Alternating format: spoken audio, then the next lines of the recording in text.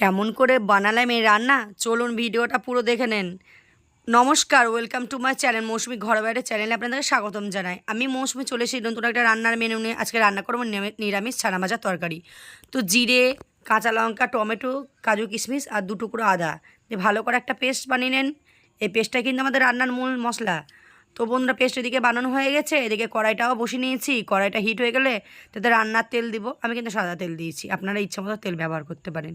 তেল গরম হয়ে গেলে তাতে গোটা গরম মশলা, একটা শুকনো লঙ্কা, তেজপাতা, একটু সাদা জিরে ভালো করে দিয়ে দিবেন। ভালো করে দেখুন যেই নাড়াচাড়া হয়ে গেছে, লাল লাল হয়ে গেছে, তখন ওই কেটে রাখা মোটা মোটা করে আলুর টুকরোগুলো দিয়ে দিবেন।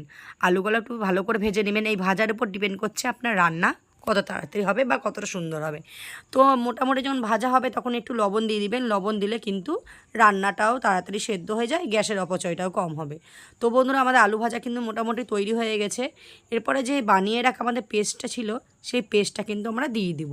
হ্যাঁ, এখন আমি মশলায় জল দিব না, মশলায় জল দিয়ে পরে আবার একটু জল অ্যাড করব।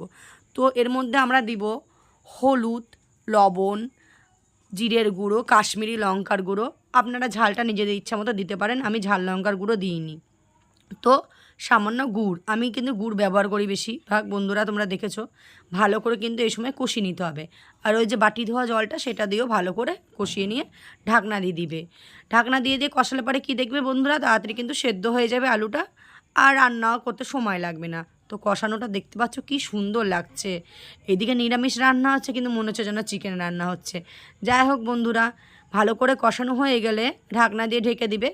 এবার নিজেদের পরিমাণ অনুযায়ী জল দেবে। আজকে কিন্তু আমি একটু ঝোল ঝোল করে রান্না করব, তাই কিন্তু পরিমাণ অনুযায়ী জল দিয়েছি। আমি গরম জলই ইউজ করি, তোমরা জানো। তো সেই পরিমাণ অনুযায়ী গরম জল দিয়ে দিলাম। গরম জল দিয়ে ভালো করে ঢাকনা দিয়ে দিবে।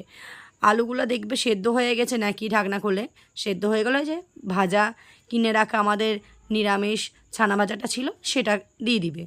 ব্যাস, লবণটা আর মিষ্টিটা স্বাদ মতো তোমরা চেক করে নেবে। নামানোর আগে ঘি গরম মশলা দিয়ে দিবে, তাহলেই রান্না কমপ্লিট। দেখতে পাচ্ছ আমাদের রান্নাটা কত সুন্দর লাগছে, বেশ কি সুন্দর দেখতে লাগছে, একটা সুন্দর রান্না। তো বন্ধুরা, আমার আজকের রান্না ছিল এটাই, নিরামিষ ছানা ভাজার তরকারি। অনেকে ছানার বড়াও বলে। তো বন্ধুরা, আমার ভিডিও ভালো লাগলে লাইক, কমেন্ট, শেয়ার, সাবস্ক্রাইব করতে ভুলবে না। পাশে থাকা বেল আইকনটিকে প্রেস করে দেবে, যাতে আমার ফোনে নোটিফিকেশনগুলো তোমাদের কাছে চলে যায়। তো কেমন লাগলো আমার এই রান্নার ভিডিও, তোমরা কিন্তু কমেন্টে অবশ্যই জানাবে। আর বাড়িতেও ট্রাই করবে আমার এই ঘরোয়া রান্নার স্বাদ পেতে, বা ঘরোয়া রান্নার মেনু দেখতে। কিন্তু আমার ভিডিওটা দেখতে ভুলবে না। আমার ভিডিওর সাথে এমনি করে জুড়ে থাকবে।